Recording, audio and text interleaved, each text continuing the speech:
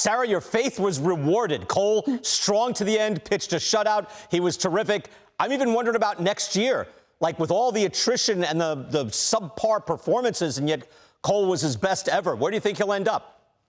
He's certainly going to be in that top 5. And oh my gosh, that entire montage.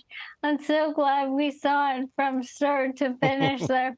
And just what a performance by him. As Michael Kay said, in that final start of the season, he had 9 starts this year with at least 6 innings and 3 or fewer hits allowed. That is the most such starts in a season in Yankees history.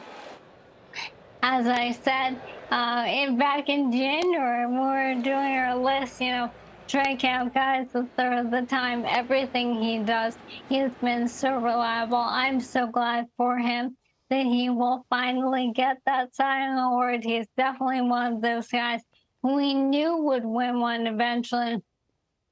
It was just a question of when. It feels like this year is the when. And I'm so glad to have had him on my list.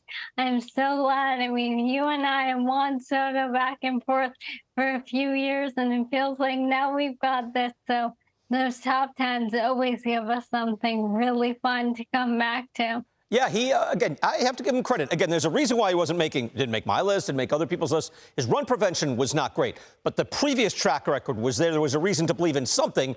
He put it all together and had just an even better than expected season. All right, give me something on the Orioles. Again, remarkable turnaround. 2 years ago, 110 losses. This year, 100 wins. How historic is that?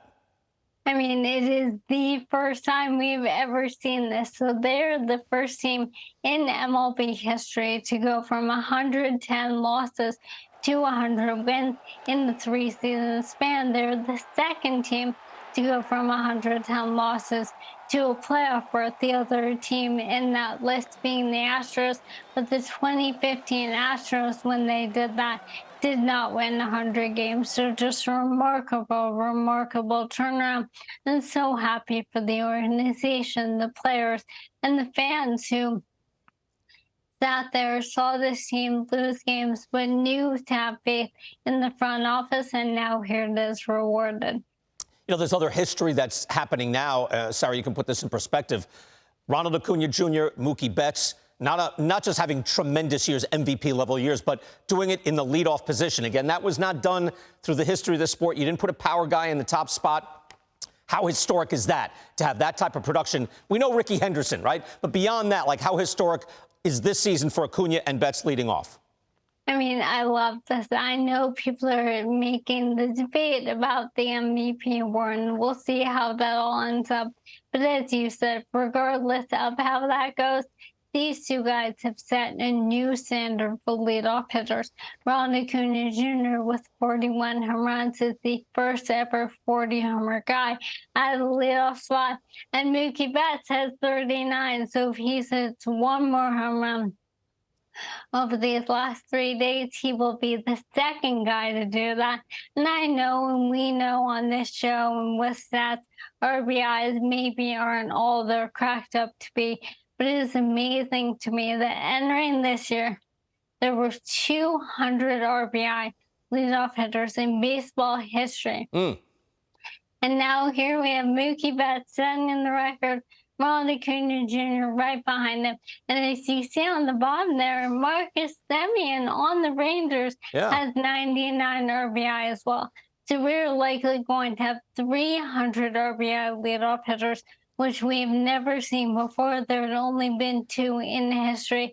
And I just love this transformation of that spot at the top of the order and what these guys have done for it and how they have really put that on the map in a different way. You talk about Ricky Henderson, but we're going to be talking about Ronald Acuna Jr. and Mookie Betts and saying that's a leadoff hitter moving forward.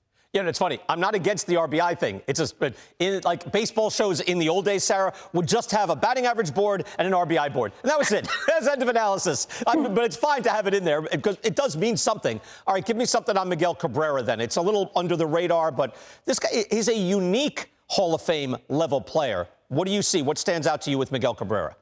I mean, I had so much fun writing a story that's on MLB.com today about his career, digging into fun facts and stats, because I became a researcher officially, professionally in 2015. So I kind of missed out on peak Miggy as a researcher. And so last night and over the last few days, I was able to dig in. I found this stat I find absolutely remarkable.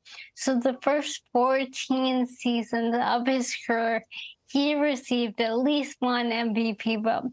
That is, as you see, the 5th longest streak of getting MVP votes in a season you played in baseball history.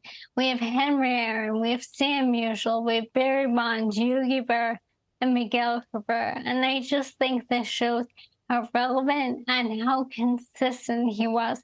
And the other thing is, his streak began with his debut season. None of the other guys ahead of him on that list can say that. So it just tells you, as you see here with that walk-off home run he had in his first career game, how much of an impact he made from the very beginning. He's one of only 4 guys to debut since 1900 to the walk-off home run in the Major League debut. And at the time he did it, he was one of 3. So just a remarkable player. Yeah, no, skinny Miggy back then. He was just a kid, 20 years old. Right, and a rare, like in his era, especially again, eras matter how the players play, a rare batting average player, that had that type of power. Sarah, we'll see you for Top 10 right now. Good to see you again. Thank you so much. Thanks so much for having me.